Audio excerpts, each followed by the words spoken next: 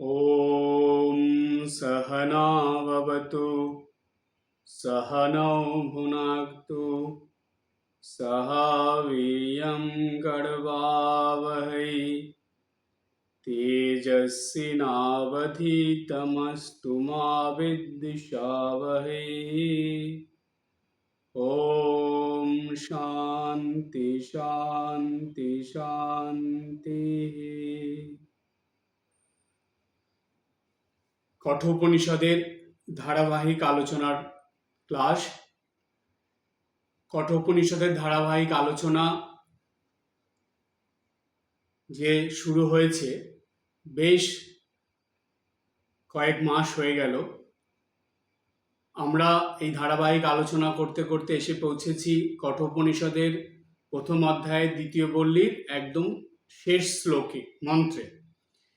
শেষ মন্ত্র আজকে আলোচিত হবে। এরপরে আমরা আবার তৃতীয় বল্লীতে চলে যাব।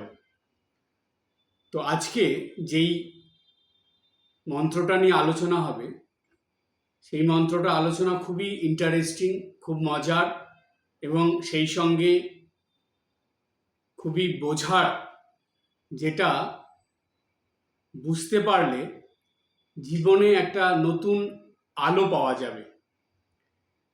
কিন্তু যেহেতু কঠোপনিষদের কথা একটু কঠিন, তাই এটাকে সহজ করে বুঝতে হবে। আমার পক্ষে যতটা সম্ভব সহজ করে আপনাদের সামনে তুলে ধরছি।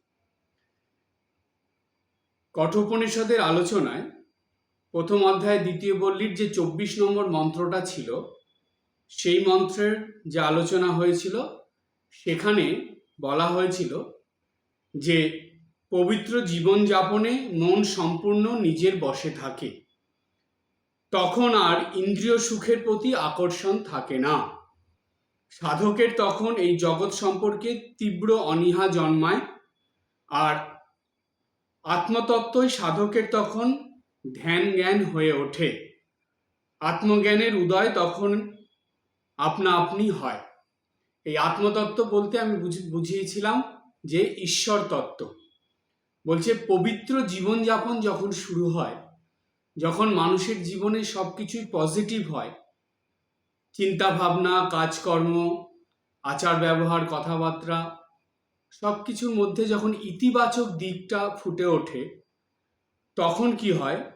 তখন মানুষের মন সম্পূর্ণ নিজের বশে আসতে শুরু করে বা নিজের বশে থাকে। কেন নিজের বশে থাকে? কারণ এটা নিয়মই হলো যে মানুষ যতদিন না সাত্ত্বিক গুণ অর্জন করতে পারছে বা সাত্ত্বিক হয়ে উঠতে পারছে, ততদিন তার মন নিজের বশে আসে না। এবার এই সাত্ত্বিক গুণ অর্জনের জন্য মানুষকে কি করতে হয়? এই ক্রমাগত শুভকর্ম করতে হয়। কায় মনো বাক্য দ্বারা ক্রমাগত শুভকর্ম করতে হয়। আর এই শুভকর্ম কিভাবে ভোর থেকে রাত পর্যন্ত করতে হয়, সেটা শ্রীমা সারদা দেবীর জীবনে পরিষ্কারভাবে আমরা পাই। অর্থাৎ মায়ের জীবনী যে গ্রন্থগুলো আছে সেগুলো পড়লে, খুব ভালোভাবে পড়লে একদম পরিষ্কার ফুটে ওঠে মায়ের জীবন আচরণে, মায়ের কথাবার্তার মধ্যে, মায়ের উপদেশের মধ্যে এবং মায়ের জীবনের বিভিন্ন ঘটনার মধ্যে এটা পরিষ্কারভাবে ফুটে ওঠে যে নিত্যদিন ভোর থেকে রাত পর্যন্ত কেমনভাবে জীবনযাপন করলে কায় মনোবাক্যে, অর্থাৎ কর্মের দ্বারা, চিন্তাভাবনার দ্বারা এবং আচার আচরণ, ব্যবহার, কথাবার্তার দ্বারা মানুষ ক্রমাগত শুভকর্ম করতে পারে। তাই শ্রীমায়ের জীবনের থেকে এই শিক্ষা নিয়ে আমাদের যদি জীবনযাত্রা নিত্যদিন এইভাবে অতিবাহিত হয়, তাহলে উপকারটা কি হবে? আমরা ক্রমাগত শুদ্ধ পবিত্র হয়ে উঠব। কেন হয়ে উঠব? কারণ জানেন, একটা ধ্রুব সত্যি কথা আজকে আপনারা জেনে নিন। খাল, বিল, ডোবা, পুকুর, নর্দমার জল যখন বিভিন্ন জায়গা থেকে ভেসে এসে গঙ্গার মধ্যে এসে পড়ে বা গঙ্গা জলের সঙ্গে মিলিত হয়, তখন সেটা আর অশুদ্ধ অপবিত্র থাকে না। তখন সেই জলটাই গঙ্গার স্পর্শে শুদ্ধ পবিত্র হয়ে যায়।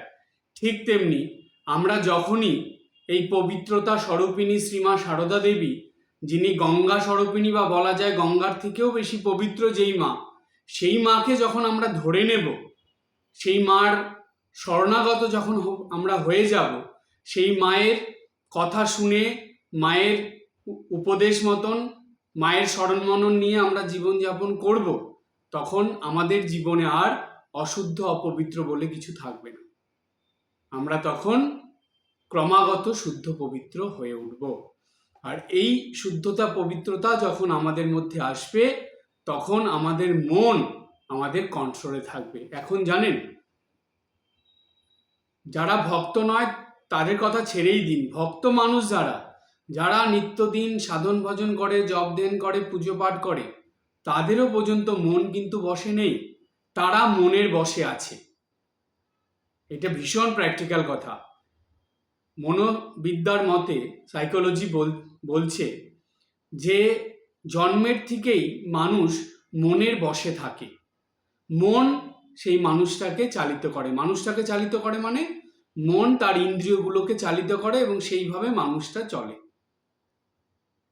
কিন্তু যখন মানুষের এই জ্ঞান হয়ে যায়, শুদ্ধতা পবিত্রতা এসে যায়, মানুষ যখন ক্রমাগত শুভ চিন্তা, ভালো চিন্তা করে, ভালো কর্ম করে, তখন কি হয়, সেই মন ধীরে ধীরে তার কন্ট্রোলে চলে আসে। অর্থাৎ মনটা তার বুদ্ধির কন্ট্রোলে চলে আসে। মানুষের কন্ট্রোলে আসে মানে কি, তার বুদ্ধির কন্ট্রোলে চলে আসে। এতদিন মনের কন্ট্রোলে, বুদ্ধির থেকে আরম্ভ করে ইন্দ্রিয় টিন্দ্রিয় সব কিছু ছিল, কিন্তু সেটা পরিবর্তিত হয়ে যায়। তখন বুদ্ধির কন্ট্রোলে মন থেকে আরম্ভ করে সব ইন্দ্রিয়গুলো চলে আসে। তখন আর যখন যেটা ইচ্ছা করা যাবে না, আর মানুষ করেও না। তখন মানুষের জীবনে একটা ব্যালেন্স আসে। এখন জানেন, আপনারা জানেন না জানেন, এটা ধ্রুব সত্যি যে বেশিরভাগ মানুষই ডিসব্যালেন্স হয়ে জীবনযাপন করে। কখন খাচ্ছে, কখন ঘুমাচ্ছে, কখন কি যে করছে, কোন কাজ কখন করে ফেলছে, তার কোনো ঠিক ঠিকানা নেই। সারাদিন কিভাবে চলে যাচ্ছে, দিনের শেষে দেখা যায় যে আরে যেই সব কাজগুলো করব ভেবেছিলাম সকালবেলা, সেগুলোর বেশিরভাগটাই হয়নি, বা হয়েছে কিন্তু অনেকটাই বাকি থেকে গেল, আজকে আর হলো না। কিভাবে সময় চলে গেল।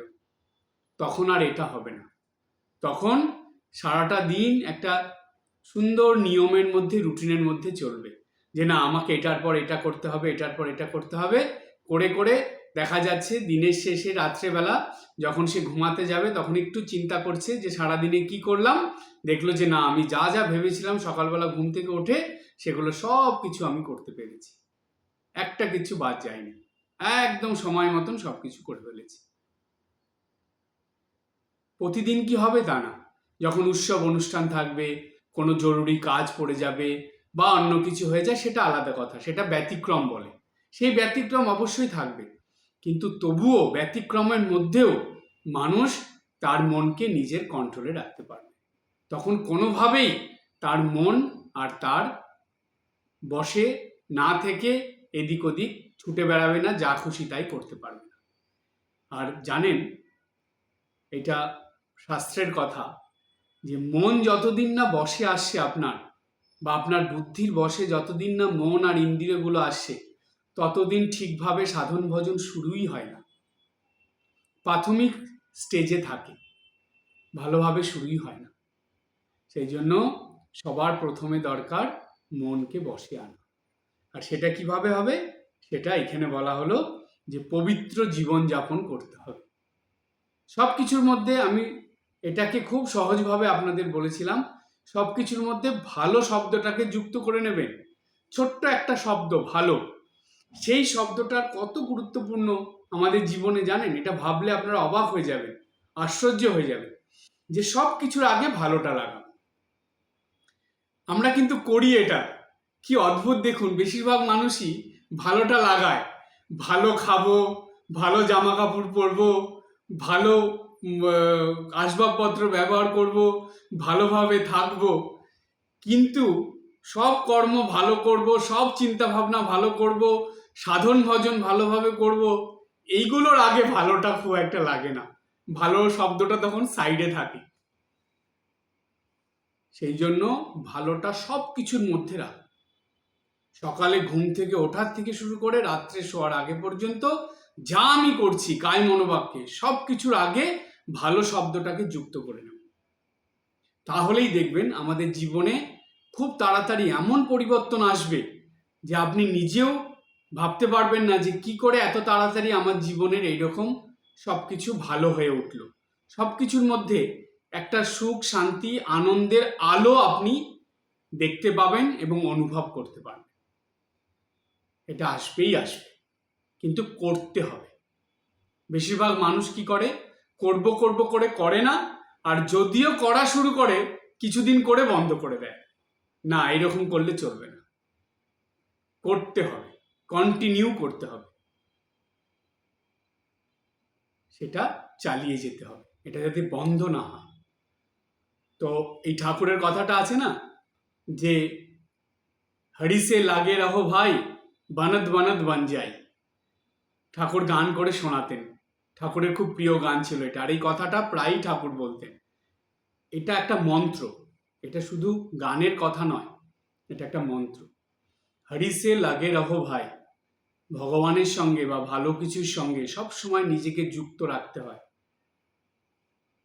তে বানদ বানদ বন যায়, অর্থাৎ হতে হতে হয়ে যাবে, হতে হতে হয়ে যাবে। আপনারা ভাবুন তো, এত বড় একটা দুর্গা মূর্তি, এই তো সামনে দুর্গা পূজা আসে, এত বড় একটা দুর্গা মূর্তি কলকাতায় বা বেশিরভাগ জায়গায় দেখা যায় বিশাল বড় বড় সব দুর্গা মূর্তি। এটা কি একদিনে হয়েছে বলুন তো? এই যে কারিগররা করেছে, তারা দিনের পর দিন, সপ্তাহের পর সপ্তাহ, মাসের পর মাস এর পিছনে লেগে থেকেছে। ধীরে ধীরে ধীরে ধীরে এইটা করছে, ওইটা করছে, সেটা করছে, করে করে করে করে ঠিক দেখা যায় পুজোর আগে কি সুন্দর মায়ের একটা রূপ চলে আসছে, তখন যেন দেখে মন ভরে যায়। কিন্তু কখনো ভাবেন যে এই মূর্তিটা কিভাবে তৈরি হলো? কত কঠিন কাজ বলুন তো, একটা একটা করে করতে হয়েছে। এক একটা মূর্তি দেখা যায় কি নিখুঁত, মানে মনে হয় যেন জীবন্ত একদম। কিভাবে হয়েছে এটা? একদিনে হয়েছে? ওই কথাটা বানাত বানাত বান যায়, তারা ধরে রেখেছিল সেটাকে, বানাচ্ছিল সমানে, সেই করতে করতে বানাতে বানাতে সেটা সম্পূর্ণ হয়ে গেল। ঠিক আমাদের জীবনে সব কিছুই তাই। আধ্যাত্মিকতা ঠিক এই রকম, ধরে রাখুন। ছোটোর থেকে জানেন প্রত্যেকটা মানুষের মধ্যে প্রচুর ভালো গুণ থাকে, কিন্তু মানুষ অবহেলায়, অশ্রদ্ধায়, তারপরে কুড়েমির জন্য এই ভালো গুণগুলোকে সব নষ্ট করে দেয়।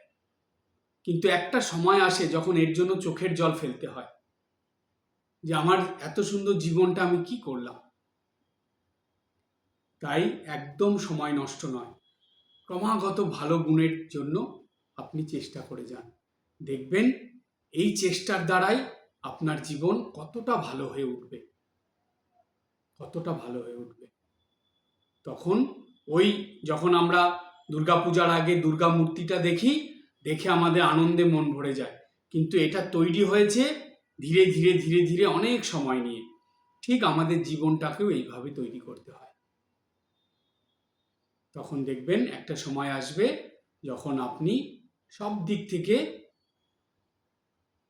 শ্রীমা সারদা দেবী ঠিক যেমন সন্তান চেয়েছিলেন, তার সন্তান, মায়ের সন্তান কেমন হবে, ঠিক সেই রকম সন্তান হয়ে উঠতে পারবে। এটাই তো আমাদের সাধনা, যে আমরা মায়ের উপযুক্ত সন্তান হয়ে উঠব।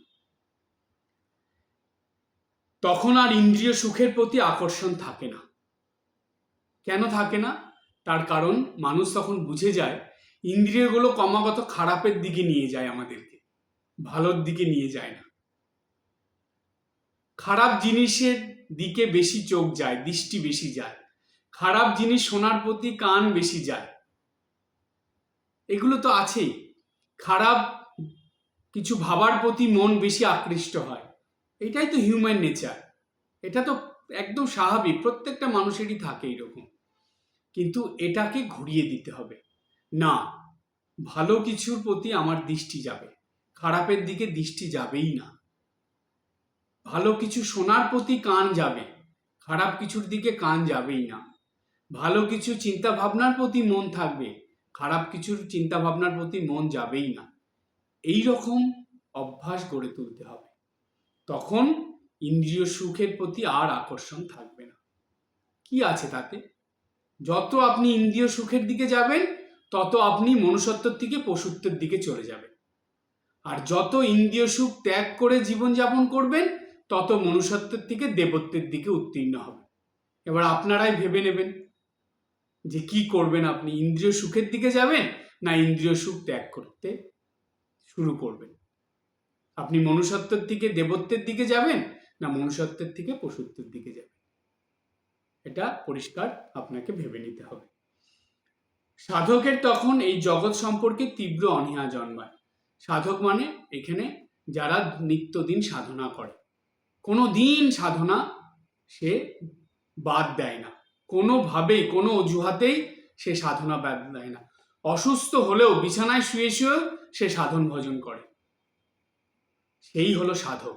সে গৃহী হতে পারে, সে ত্যাগীও হতে পারে, কিন্তু সাধক সেই যে নিত্যদিন সাধনা করে, কোনো অজুহাতে কোনোভাবেই সাধনা বাদ দেবে না।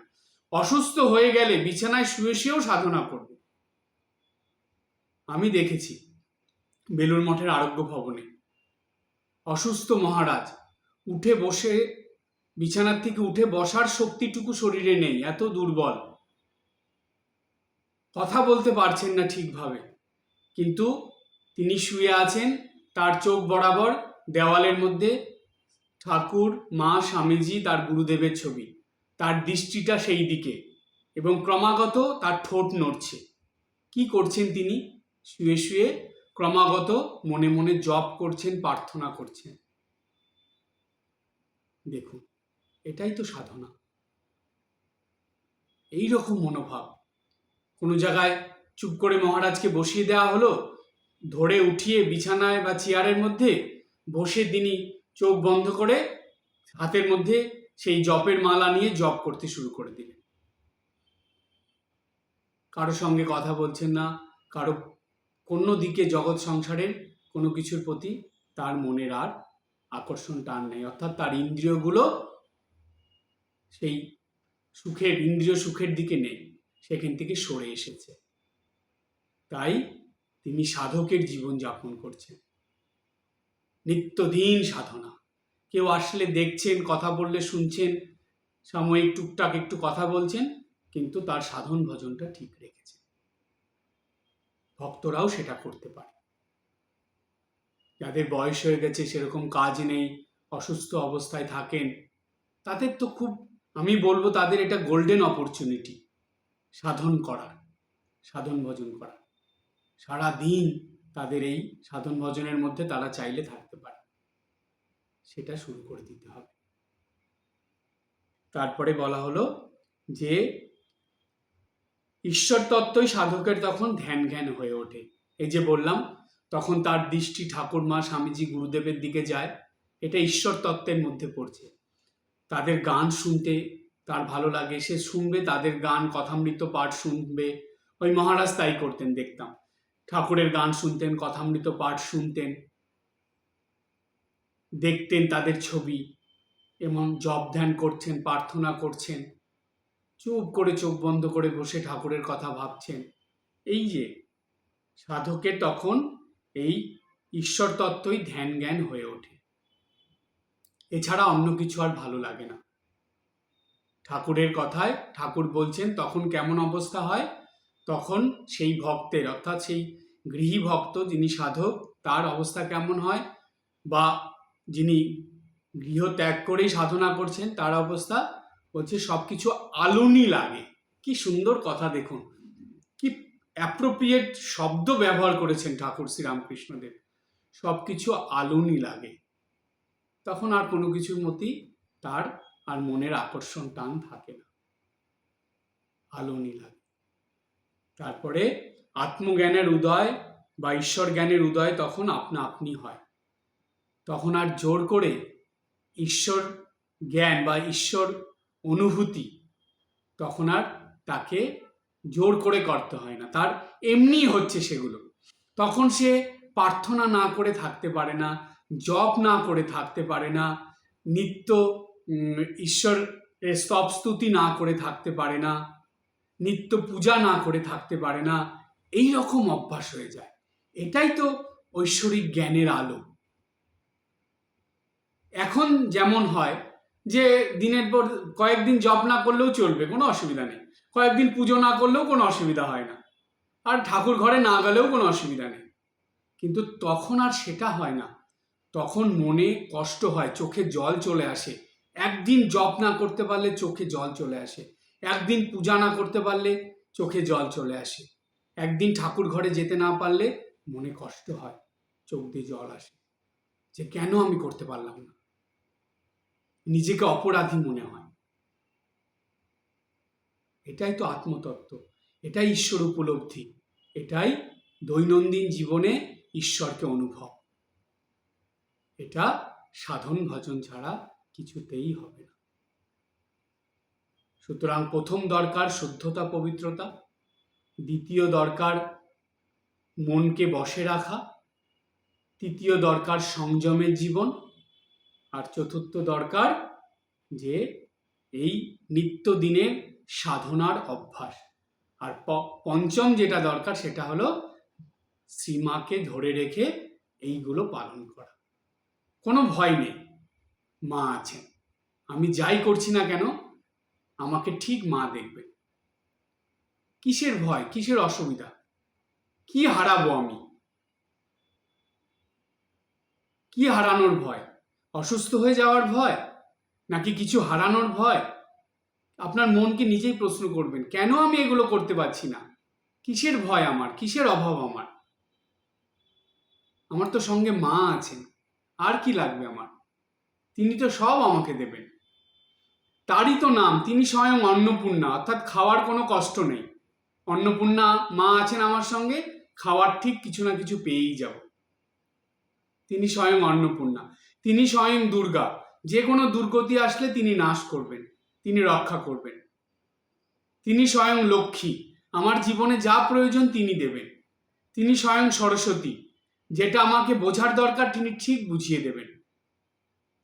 তাহলে এই যে মায়ের 108টা নাম, এগুলোর কি কোনো অর্থ নেই? এগুলো কি এমনি এমনি? এগুলোই তো আমাদের জীবনে কাজে লাগে। এগুলোই ভাবতে হবে যে মা এই 108টা নামের সঙ্গে সেই গুণ নিয়ে, সেই বৈশিষ্ট্য নিয়ে আমার সঙ্গে সর্বদা আছে, যে কোনো কিছুতে তিনি আমাকে সাহায্য করবেন। এই বিশ্বাসটা যতদিন না আসবে, জানবেন সাধন ভজন কখনোই ভালোভাবে আপনি করতে পারবেন না। এই নিষ্ঠাটা আসবেই না আপনার, যতদিন না এই বিশ্বাসটা আসছে যে সর্বদা মা আমার সঙ্গে আছে। তিনি বিভিন্ন নামে সেই শক্তি দিয়ে আমাকে রক্ষা করছেন। অন্নপূর্ণা হয়ে, লক্ষ্মী হয়ে, সরস্বতী হয়ে, দুর্গা হয়ে, কালী হয়ে, সব রকম ভাবে সেই আমার জন্ম জন্মান্তরের মা শ্রীমা সারদা দেবী, তিনি সব রকম ভাবে আমাকে রক্ষা করছেন। এটা যতদিন না মনের ভিতরে আসবে, এই বিশ্বাসটা যতদিন না হবে যে আমার আর কাউকে চাই না, শুধু মাকে পেলেই হবে, মা আমার সবসময় আমার সঙ্গে আছে, এই রকম বিশ্বাস, ভক্তি, ভালোবাসা, নিষ্ঠা না আসলে জানবেন সাধন ভজন কখনোই হবে না, সাধনা আরাধনার উন্নতি কখনোই হবে না। ওর পরিবর্তে কি চলে আসবে জানেন? ওর পরিবর্তে পরনিন্দা, পরচর্চা, হিংসা, বিদ্বেষ, লোভ, লালসা, এই ইন্দ্রিয় সুখ, এগুলো চলে আসবে না। এগুলো আর রাখা যাবে না। 50 বছর তো হয়ে গেল জন্মের পর থেকে। আমাদের গড় আয়ু কত? 100 বছরই ধরলাম। 50 বছর তো হলো, জীবনের অর্ধেক তো চলেই গেল এই হিংসা, বিদ্বেষ, পরনিন্দা, পরচর্চা, লোভ, লালসা, ইন্দ্রিয় সুখ, নিজের আমি আমার করে স্বার্থপর হয়ে 50 বছর তো কেটেই গেল। এখন বাকি 50টা বছর একটু এর পরিবর্তিত যা যা আছে সেগুলো নিয়ে কাটুক না। তাহলেই তো জীবনের পার্থক্যটা আমরা বুঝতে পারবো যে আগে কি জীবন ছিল, এখন কি জীবন হলো।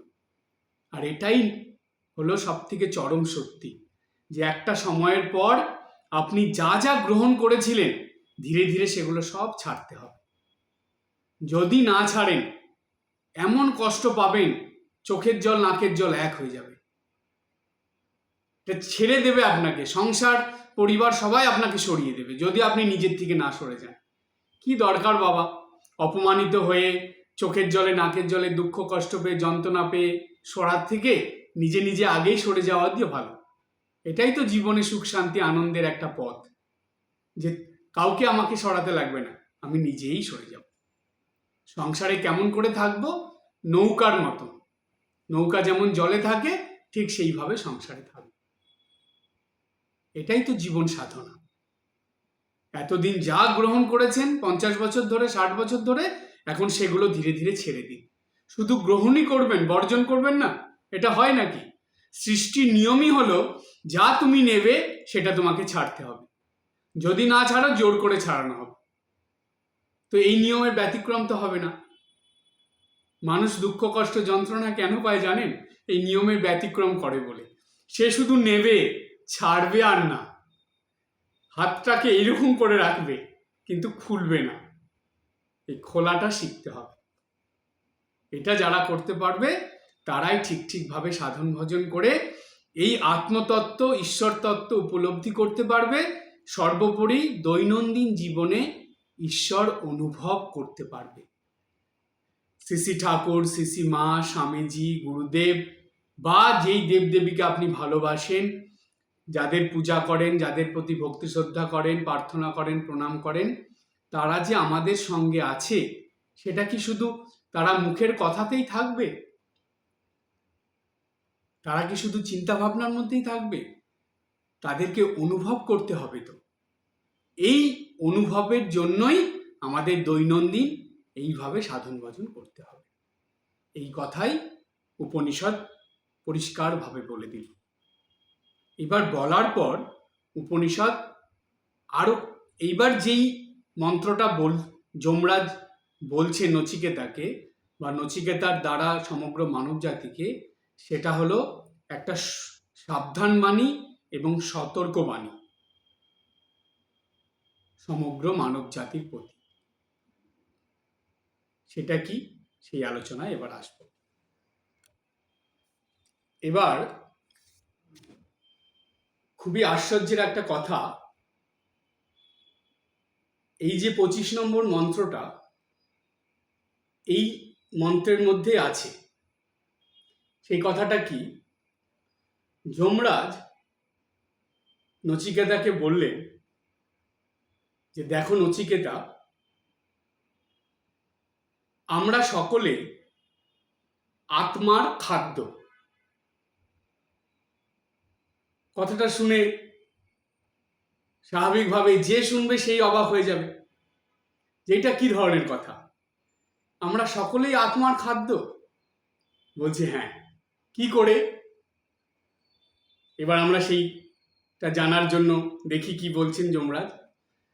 যমরাজ বলছেন, যস্য ব্রহ্ম চ ক্ষত্রং চ উভে ভবতঃ ওদনঃ মৃত্যুঃ যস্য উপসেচনম ক ইত্থা বেদ যত্র সহ। আবার বলি, মাথার উপর দিয়ে গেল, আমি ভাগ ভাগ করে বলছি। যস্য ব্রহ্ম চ ক্ষত্রং চ, এটা হলো কঠোপনিষদের প্রথম অধ্যায় দ্বিতীয় বল্লীর শেষ মন্ত্র, যেটা 25 নম্বর মন্ত্রের দুটো লাইনে মন্ত্র। সেই দুটো লাইনের মধ্যে প্রথম লাইন যেটা, সেই প্রথম লাইনের অর্ধেক অংশ, যস্য ব্রহ্ম চ ক্ষত্রং চ, প্রথম অংশ। দ্বিতীয় অংশে বলছে উভে ভবতা ওদনঃ, এটা হলো দ্বিতীয় অংশ। দ্বিতীয় লাইনের প্রথম অংশে বলছে মৃত্যুঃ যস্য উপসেচনম, দ্বিতীয় অংশে বলল ক ইত্থা বেদ যত্র সহ। খুবই কঠিন সংস্কৃত কথা। এবার এটাকে আমরা বাংলায় জেনে নিই। এই সংস্কৃতটাকে বাংলায় বললে কেমন হবে? একটু ছন্দের মধ্যে বলা হলো। এবার কিন্তু মাথার উপর দিয়ে যাবেন, এবার মাথার ভিতরে ঢুকবে। খুব ভালো করে শুনুন। যমরাজ বললেন, ব্রাহ্মণ ও ক্ষত্রিয় যাহার অন্নরূপ খাদ্য হন, মৃত্যু যাহার শাকরূপ ব্যঞ্জন, এমনই ভাবে তাকে জানতে পারে কোনজন। আবার বলি, ব্রাহ্মণ ক্ষত্রিয় যাহার অন্নস্বরূপ খাদ্য হন, মৃত্যু যাহার শাকরূপ ব্যঞ্জন, এমনি ভাবে তাকে জানতে পারে কোনজন। অর্থাৎ বলছেন যমরাজ যে দেখো নচিকেতা, মানুষের মধ্যে ব্রাহ্মণ এবং ক্ষত্রিয় হলো শ্রেষ্ঠ। তারাও আত্মার কাছে খাদ্যের সমান। এর ব্যাখ্যায় আসি, শুধু বাংলা মানেটা সহজভাবে আপনাদের বলে দিই। বলছে মানুষের মধ্যে এই যে চতুর্বর্ণ মানুষ, ব্রাহ্মণ ক্ষত্রিয় বৈশ্য শূদ্র, তার মধ্যে ব্রাহ্মণ ও ক্ষত্রিয় হলো শ্রেষ্ঠ, কিন্তু তারাও আত্মার কাছে খাদ্যের সমান। মৃত্যুর কাছে সকলেই পরাস্ত, কিন্তু সেই মৃত্যুও আত্মার কাছে মুখরোচক ব্যঞ্জন সমান। তারপরে বলছে আত্মাই সর্বশ্রেষ্ঠ। সাধারণ মানুষ তার সীমিত শক্তি দিয়ে আত্মার মহিমা বর্ণনা করতে পারে না, কিন্তু জ্ঞানী ব্যক্তিরা পারেন। জ্ঞানী ব্যক্তিরা এই আত্মতত্ত্ব বুঝতে পারে। তাহলে এই আত্মতত্ত্বের কথা বলতে গিয়ে যমরাজ নচিকেতাকে বলছেন যে সমস্ত বর্ণ ও শ্রেণীর মানুষ আত্মার কাছে খাদ্যের সমান। কি কথা এটা? কেন এরকম বললেন? এবার আমরা শ্লোকের মধ্যে আসি এবং গভীর ব্যাখ্যার মধ্যে আসি। প্রথমে বললেন যস্য ব্রহ্ম চ ক্ষত্রম চ। যস্য মানে যেমন, ব্রহ্ম চ মানে ব্রাহ্মণ, ক্ষত্রম চ মানে ক্ষত্রিয়। যেমন ব্রাহ্মণ ও ক্ষত্রিয় উভে ভবতা ওদনহা। উভে মানে তারা দুজনে, মানে ব্রাহ্মণ ক্ষত্রিয় এরা দুজনেই, এবং এর সঙ্গে আরো যারা যারা আছে, ব্রাহ্মণ ক্ষত্রিয় বৈশ্য শূদ্র সকলে। তারপরে বলছি উভে ভবতঃ, ভবতঃ মানে হন। ওদনহ, ওদনহ কথার মানে হলো অন্ন বা আহার্য। অন্ন হলো ভাত। এই যে ব্রাহ্মণ ক্ষত্রিয় বৈশ্য শূদ্র সমাজের সর্বস্তরের মানুষ, সর্বশ্রেণীর মানুষ, এরা সবাই আত্মার কাছে, এখানে আমরা বুঝবো ঈশ্বরের কাছে, ঈশ্বরের কাছে খাদ্য স্বরূপ। কেন খাদ্য স্বরূপ? এইখানে খাদ্য স্বরূপ কেন বলা হলো? প্রথম প্রশ্ন। দ্বিতীয় প্রশ্ন, এত খাদ্য থাকতে এখানে অন্নের সঙ্গে কেন তুলনা করা হলো? অন্নের উদাহরণ কেন দেয়া হলো? প্রথম প্রশ্ন, প্রশ্নগুলো মনে রাখবেন। দ্বিতীয় প্রশ্ন আমরা শ্লোকটার মধ্যে পাব। বলছে মৃত্যু যস্য উপসেচনম। মৃত্যু মানে হলো আমাদের এই দেহত্যাগ, মানে মরে যাওয়া। মৃত্যু তো অবধারিত, জন্মিলে মরিতে হইবে, অমরকে কথা পাবে। এই যে মৃত্যুটা, এটা আত্মার কাছে অর্থাৎ ঈশ্বরের কাছে কেমন? বলছে ব্যঞ্জন স্বরূপ, শাক রূপ ব্যঞ্জন। ব্যঞ্জনের কথা এখানে কেন বলা হলো, আর সেই সঙ্গে শাকের প্রসঙ্গ কেন আসলো? উপসেচনম মানে হলো শাক জাতীয় ব্যঞ্জন। তো শাকের উদাহরণ কেন এখানে দেওয়া হলো? দ্বিতীয় প্রশ্ন। তারপরে বলছে যে ক ইত্থা বেদ যাত্রা সাহা। বলছে এমনি ভাবে তাকে জানতে পারে কোনজন। বলছি এমন, এই যে উদাহরণ দেওয়া হলো, এইভাবে তাকে কোন মানুষ জানতে পারবে? যে মানুষ জানতে পারবে সেই আত্মতত্ত্ব উপলব্ধি করতে পারবে। কেমন ভাবে জানতে হবে? এবার এই ব্যাখ্যার মধ্যে আসি। বলছে ব্রাহ্মণদের সমাজে সর্বশ্রেষ্ঠ বলা হয়েছে, কারণ ব্রাহ্মণদের কাজ কি? বলছে যে ধর্মের বিধায়ক হলো এই ব্রাহ্মণরা। যখন এই চতুর্বর্ণের সৃষ্টি হয়েছিল তখন ব্রাহ্মণরা সমাজের ছিল সর্বে সর্বা। ব্রাহ্মণদের কথাই হলো শেষ কথা। তারা পূজা অর্চনা, হোমযজ্ঞ, আধ্যাত্মিক দিকটা, ধর্মের দিকটা সম্পূর্ণ ব্রাহ্মণরা ধরে রেখেছিলেন, যেটা এখনো পর্যন্ত প্রায় আছে, কম বেশি হলে প্রায় অনেক বেশিরভাগ জায়গাতেই এটা আছে। তো তারা হলে ধর্মের বিধায়ক। বিধায়ক কেন? তারা ধর্মের বিধানটা দেন। অন্যান্য বর্ণের, ক্ষত্রিয়, বৈশ্য, শূদ্র বর্ণের মানুষেরা কোনো ধর্মকর্ম করতে হলে কিভাবে করবে, কোন নিয়ম পালন করতে হবে, কেমনভাবে তার এই পূজা অর্চনা, হোমযজ্ঞ করতে হবে, কি কি লাগবে, সব কিছুর বিধান এই ব্রাহ্মণরা দিতেন। এখনো সেটা আছে। তাই ব্রাহ্মণের কথা এখানে বলা হলো, যারা নাকি এই চতুর্বর্ণের মধ্যে শ্রেষ্ঠ, সমাজের যারা প্রধান হিসাবে রয়েছেন, ধর্মের বিধায়ক বলে। দ্বিতীয়, ক্ষত্রিয়র কথা। ক্ষত্রিয়র কথা কেন বলা হলো? কারণ ক্ষত্রিয়ের কাজ হলো রক্ষণাবেক্ষণ।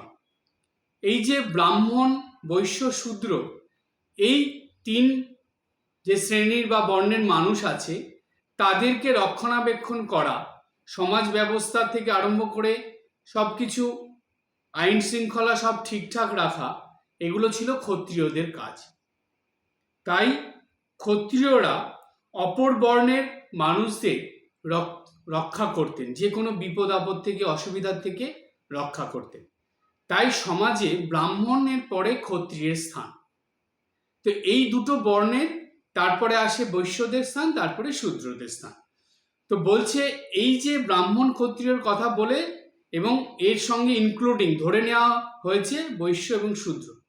বলছে এই চার বর্ণের মানুষদেরও তারা কেমন, এই ঈশ্বরের কাছে খাদ্য স্বরূপ। কেন খাদ্য স্বরূপ? আবার এই খাদ্য স্বরূপ কেমন, কোন খাদ্য স্বরূপ? বলছে অন্ন। আশ্চর্য ব্যাপার, অন্ন সব রেখে অন্নের কথা কেন বলা হলো? কারণ আমাদের শাস্ত্রে পরিষ্কারভাবে এটা বলা আছে, উপনিষদে আছে, যে এই অন্ন দ্বারাই মানুষের জীবন ধারণ হয়। সেই জন্য এই অন্ন জগতে সবাইকে প্রদান করার জন্য স্বয়ং আদিশক্তি বা আদ্যাশক্তি মা, তিনি যেই রূপ ধারণ করে এসে জগতে অন্ন প্রদান করেছিলেন, সেই রূপের নাম হয়ে গেল অন্নপূর্ণা। তাই জানবেন, যাতে অন্নের অভাব, অন্নের কষ্ট কখনো না হয়। আর যেটা খুব সহজেই মানুষ জোগাড় করে নিতে পারে, খাওয়ার জন্য মানুষে বলে যাতে অন্নের অভাব কখনো না হয়। এই যত রকম খাদ্য খাবার আছে তার মধ্যে অন্নকে, অর্থাৎ ভাতকে সব থেকে বেশি গুরুত্ব দেওয়া হয়েছে। এটা এখন থেকে নয়, বহু প্রাচীন সময় থেকে। সেই জন্যই তো সেই উপনিষদের মধ্যে এই অন্নের কথা আছে। অর্থাৎ সত্যযুগ থেকে এই অন্নকে সব থেকে বেশি প্রাধান্য দেওয়া হয়েছে। তাই এই জগতে অন্ন প্রদান করার জন্য আদ্যাশক্তি মা অন্নপূর্ণা রূপ নিয়ে নিলেন, যার পূজা নিত্যদিন হয় এবং প্রতি বছর হয়। কাশীতে তো আপনারা জানেন, এবং এই জগৎ সংসারে সেই নামেই তিনি প্রসিদ্ধ হলেন। তাই এই অন্ন হলো মানুষের জীবন ধারণের প্রধান খাদ্য। সেই কারণে এইখানে বলছে যে এই অন্ন, সেটাকে যেমন মানুষ খাদ্য হিসাবে গ্রহণ করে তৃপ্তি লাভ করে, বা সেটাকে খাদ্য হিসাবে গ্রহণ করে মানুষ নিজের মধ্যে নিয়ে নেয়, সেটাকে নিয়ে মানুষের কোনো অসুবিধা হয় না, সেই রকমই এই আত্মা বা এই ঈশ্বর, তিনি যা সৃষ্টি করছেন, দেখুন অন্ন সৃষ্টি করে কে? মানুষই সৃষ্টি করে, আবার মানুষই অন্নকে গ্রহণ করে। ঠিক তেমনি ভগবান সৃষ্টি করছেন মানুষকে, সব কিছু, আবার ভগবানই সেই মানুষকে তার মধ্যে গ্রহণ করে নিচ্ছে। অর্থাৎ মানুষের যখন মৃত্যু হয় তখন সে তো ভগবানের কাছেই যায়, ভগবানের কাছ থেকে সৃষ্টি, আবার ভগবানের কাছেই তার লয়। সেই জন্য আত্মা বা ঈশ্বর বা ভগবানের খাদ্য হলো এই আমরা সবাই। সেই কারণেই যমরাজ এই কথাটা বলেছেন। এটা পরিষ্কার হলো। এবার দ্বিতীয়তে বলা হচ্ছে যে মৃত্যু যাহার শাকরূপ ব্যঞ্জন। এবার মৃত্যুকে কেন এরকম শাকরূপ ব্যঞ্জনের সঙ্গে তুলনা করা হলো? কি কারণ? কোনো কারণ ছাড়া তো শাস্ত্রে মুনি ঋষিরা এই কথা বলবেন না। এবার সেই কারণটা জানব। এবার যেই বিষয়টা জানার সেটা হলো যে শাকের কথা বা ব্যঞ্জনের কথা এখানে আসলো কেন, বা যমরাজ কেন বললেন? বললেন মৃত্যু যস্য উপসেচনম। উপসেচনম মানে হলো শাক জাতীয় ব্যঞ্জন। খাদ্য তো বলাই হলো, বলছে অন্ন বা ভাত হলো খাদ্য স্বরূপ। ব্রাহ্মণ, ক্ষত্রিয়, বৈশ্য, শূদ্র সর্বস্তরের মানুষ, সকল মানুষ যারা আছে সবাই খাদ্য হলো। এবং শুধু খাদ্য তো খাওয়া যাবে না, খাদ্যের সঙ্গে তো কিছু চাই। ব্যঞ্জন মানে আনুষঙ্গিক কিছু দরকার, যেটা দ্বারা ভাত খাওয়া হয়। তো এইখানে অন্নের সঙ্গে ব্যঞ্জন হিসাবে শাকের কথা বলা হলো কেন? কারণ জানেন, দেবী ভাগবত মহাপুরাণে আছে যে একবার এই সৃষ্টিতে এমন খাদ্যের সংকট হয়েছিল, তখন মা একটা বিশেষ রূপ নিয়ে ফলমূল এবং শাক সবজি দিয়ে মানুষের জীবন বাঁচিয়েছিলেন, এই সৃষ্টিকে রক্ষা করেছিলেন। তো সে তখন থেকে মায়ের নাম হয়ে গিয়েছিল শাকম্ভরী। তো এই যে শাক, এটার একটা বিশেষত্ব আছে। সারা বছরই কিছু না কিছু শাক পাওয়া যায়ই যায়। আর যে কোনো দেবদেবীর ভোগে এই শাক দেওয়া যায় এবং দিতে হয়। এটা কিন্তু নিয়ম আছে। দেখবেন যখনই পূজা টুজা হয়, দেবদেবীদের ভোগ হয়, তখন দেখবেন শাক অবশ্যই দেয়। বাড়িতে কোনো উৎসব অনুষ্ঠান হলে, খাওয়া দাওয়া হলে, যতই ব্যঞ্জন হোক তার মধ্যে শাক কিন্তু হয়। অর্থাৎ আর একটা কারণ আছে, শাকটা খুব সহজলভ্য, যে কোনো জায়গায় পাওয়া যায় এবং গরিব মানুষের পক্ষে তো খুবই ভালো। যারা গরিব দরিদ্র মানুষ, তাদের ভাতের সঙ্গে আর কিছু না হোক একটুখানি শাক যদি জুটে যায়, তাহলেই তাদের খাওয়া হয়ে যায়। সুতরাং ব্যঞ্জনের মধ্যে সব থেকে উত্তম এবং বিশেষ ব্যঞ্জন হলো শাক। এমনও আছে, এটা আমার নিজের অভিজ্ঞতা থেকে বলছি, শুধু একটা মাত্র পদ অর্থাৎ শাক যদি খুব ভালো করে রান্না করা যায়, শুধু এই এক শাক দিয়ে পেট ভরে ভাত খাওয়া যায়, আর অন্য কিছু লাগে না। এই রকম। সুতরাং এই শাকটা সহজে পাওয়া যায়, যে কোনো ধরনের মানুষ এটা খাদ্য হিসাবে গ্রহণ করতে পারে। গরিব মানুষের খাওয়ার আর কিছু ব্যঞ্জন না থাকলে অন্তত ভাতের সঙ্গে দুটি শাক তারা জোগাড় করে নিতে পারে। এবং এই শাক কম বেশি সবাই খায়, দেবদেবীদের ভোগে পর্যন্ত এই শাক দেওয়া হয়। সেই জন্য এই শাকের এত গুরুত্ব কেন? মা স্বয়ং আদ্যাশক্তি জগৎজননী মা এই বিশেষ রূপ ধরে শাকের প্রদানের মাধ্যমে এই জগৎ সংসারের সৃষ্টির প্রাণ, জীবের, প্রাণীদের প্রাণ রক্ষা করেছিলেন, মানুষের প্রাণ রক্ষা করেছিলেন। তাই মা হলেন শাকম্ভরী। তাই বলা হয় অন্ন এবং শাক, এই দুটোর উদাহরণ এই কারণে এখানে দেওয়া হলো যে খাদ্যের মধ্যে এই দুটো হলো প্রধান খাদ্য বা বিশেষ খাদ্য। তাই মৃত্যু হলো সেই খাদ্যের ব্যঞ্জন। অর্থাৎ মৃত্যুটা কমন, সাধারণ, সবার মৃত্যু হবে, যে জন্মাচ্ছে সেই মরবে। তাই এটা সাধারণভাবে, যেমন শাক সাধারণের মধ্যে পড়ে, সব জায়গায় পাওয়া যায়, সর্বত্র পাওয়া যায় বা প্রায় সবাই খায়, ঠিক সেই রকম কমন হয়ে গেল মৃত্যুটাও। তাই সবার মৃত্যু হবে, অনবরত তো মরছে, যে জন্মাবে তাকে মরতেই হবে। তাই দেখুন যমরাজ কত সুন্দর করে বললেন যে এই ব্রাহ্মণ, ক্ষত্রিয়, বৈশ্য, শূদ্র সকল মানুষই হলো আত্মার খাদ্য, অন্নস্বরূপ খাদ্য, এবং এই মৃত্যুটা হলো সেই খাদ্যের ব্যঞ্জন। অর্থাৎ ভাতের সঙ্গে শুধু ভাত তো খাওয়া যাবে না, শাক লাগবে। তাই মানুষের জীবন হলে জীবনের পরিণতি কি? শুধু জীবনযাপন হবে না, পরিণতি একটা চাই, সঙ্গে মৃত্যু থাকবে। তাই মৃত্যু সঙ্গে নিয়েই জীবনযাপন, এটাই যমরাজ বুঝিয়ে দিলেন।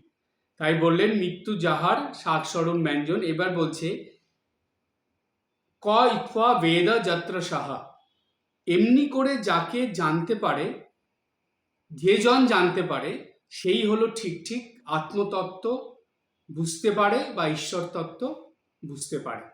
আর এই ঈশ্বর তত্ত্ব বা আত্মতত্ত্ব বুঝলেই, এমনভাবে সে যদি বোঝে, তবেই সে হলো জ্ঞানী ব্যক্তি। অর্থাৎ তার কাছে এই আত্ম উপলব্ধি বা ঈশ্বর উপলব্ধি অবশ্যই হবে।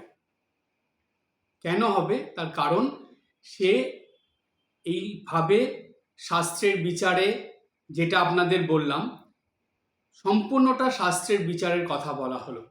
এই শাস্ত্রের বিচার দিয়ে, নিজের বিচার বুদ্ধি দিয়ে সে যখন জীবনকে এইভাবে উপলব্ধি করতে পারবে, এইভাবে বুঝবে এবং এইভাবে বুঝে দৈনন্দিন জীবনযাপন করবে, তখনই সেই মানুষটা ঠিক ঠিক জীবনযাপন করতে পারবে এবং সত্য পথে থেকে নিঃস্বার্থ ভাব নিয়ে শুদ্ধ পবিত্রতার সঙ্গে, সংযমের সঙ্গে সে দৈনন্দিন ঈশ্বর সাধনা আরাধনার দ্বারা জীবনযাপন করে ঈশ্বর উপলব্ধি করবে বা আত্ম উপলব্ধি করতে পারবে।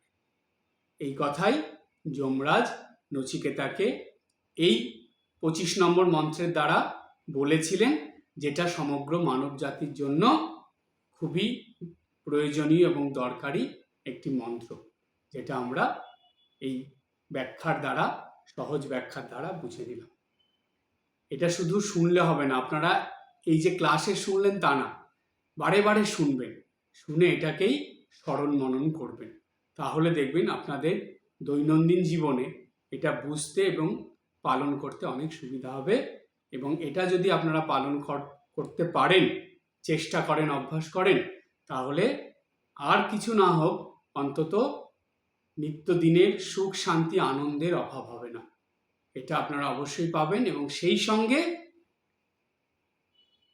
ঈশ্বরকে দৈনন্দিন জীবনে অনুভব করতে পারবেন। এই হলো উপনিষদ, যে নাকি আমাদের আনন্দের সঙ্গে ঈশ্বরের কাছে পৌঁছানোর পথ বলে দেয়। তাই উপনিষদের কথা হলো আমাদের আনন্দময় অমৃত। আজকে এই পর্যন্ত। সবাই ভালো থাকবেন, হাসি খুশি আনন্দে থাকবেন। ওম শান্তি শান্তি শান্তি। হরি ওম তৎসৎ। শ্রীরামকৃষ্ণার্পণমস্তু।